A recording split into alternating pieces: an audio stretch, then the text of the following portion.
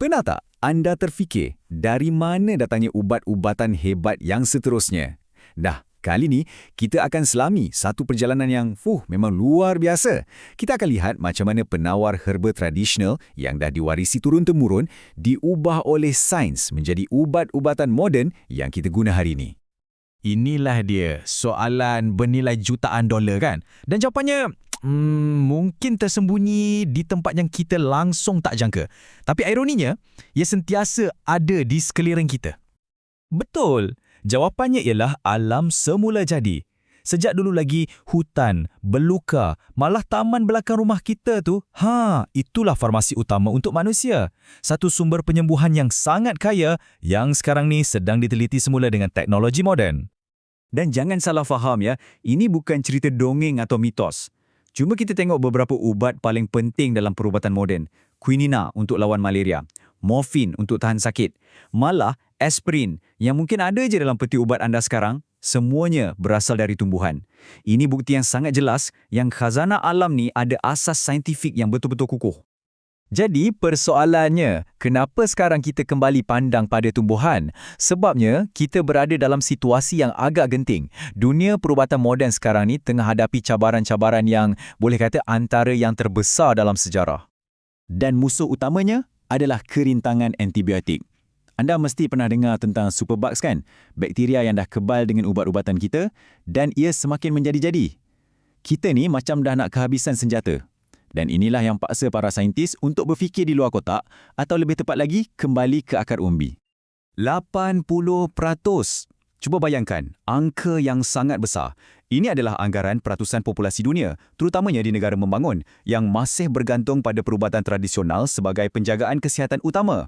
Jadi, ini bukan cerita lama tau. Ia adalah macam sebuah makmal hidup berskala global, sebuah perpustakaan ilmu yang sangat luas untuk dikaji. Okey, bayangkan sekejap, ada beratus-ratus ribu spesies tumbuhan atas planet ni. Mana nak mula kan? Memang mustahil nak uji satu persatu. Jadi, para saintis perlukan satu strategi yang betul-betul bijak untuk memburu tumbuhan yang berpotensi ni. Secara amnya, ada 3 cara utama. Ada yang kaji kaitan kimia antara tumbuhan, ada yang pilih secara rawak je. Tapi, yang selalunya paling berkesan ialah pendekatan etnobotani. Ia macam guna peta harta karun lama lah yang diwarisi turun-temurun. Ia terus tunjuk ke mana kita patut gali. Petikan ni merumuskan segalanya. Daripada kita teka-teka dalam gelap, saintis sebenarnya bermula dengan mendengar. Mereka kaji ilmu orang-orang lama, pengamal perubatan tradisional, orang yang dah buat trial and error beratus-ratus tahun lamanya. Ini satu jalan pintas yang, sangat-sangat berharga. Baiklah, jadi kita dah jumpa tumbuhan yang berpotensi. Sekarang pemburuan ni beralih dari hutan masuk ke dalam makmal. Di sinilah proses untuk membongkar rahsia kimia dalam tumbuhan tu bermula. Dan cara nak keluarkan sebatian ni sangat penting. Fikirkan macam ni, bila kita buat teh herba, kita guna air panas kan? Itu cara tradisional.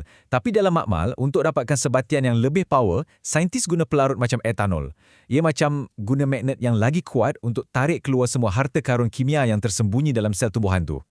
Okey, ekstrak dah ada. Macam mana nak uji semua ni dengan pantas? Nah, inilah gunanya teknologi.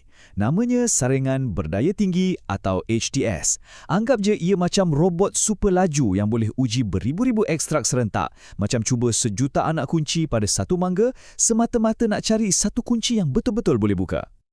Jadi, kita dah jumpa ekstrak yang nampak berkesan. Misi seterusnya, cari molekul wira sebenar dalam ekstrak tu. Dan yang paling-paling penting sekali, pastikan ia betul-betul selamat untuk diguna.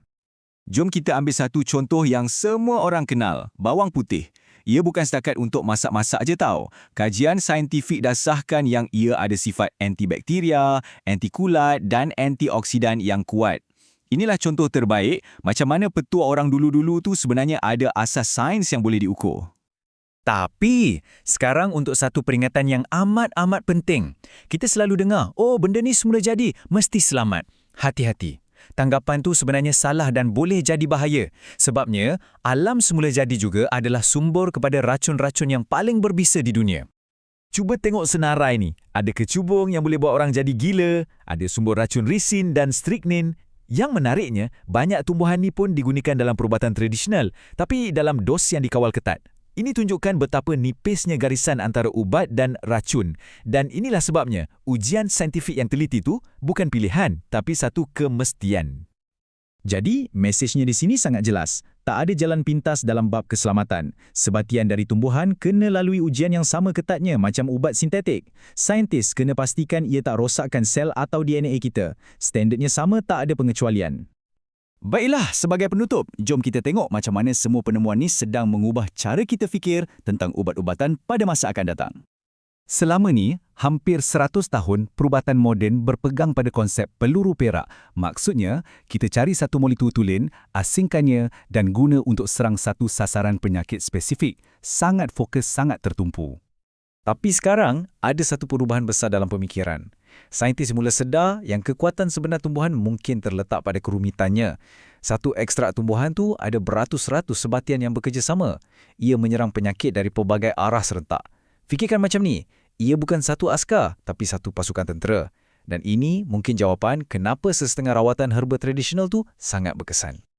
Mestilah, untuk ubat-ubatan herba ni diterima sepenuhnya oleh dunia perubatan moden, ada beberapa halangan terakhir yang perlu dilepasi. Ekstrak kena seragam, supaya setiap dos ada kekuatan yang sama. Lepas tu, kena formulasikan jadi pil atau kapsul yang stabil. Dan yang paling penting, kena buktikan ia berkesan melalui ujian klinikal yang sangat ketat. Jadi, kita akhiri kupasan kita dengan persoalan ini. Apa yang kita dah bincangkan hari ini hanyalah secebis kecil dari farmasi alam yang maha luas ni. Jadi persoalannya bukan lagi adakah penawar baharu wujud di luar sana. Persoalannya ialah apakah keajaiban seterusnya yang sedang menanti untuk ditemui. Mungkin tersembunyi dalam selai daun atau sekuntum bunga.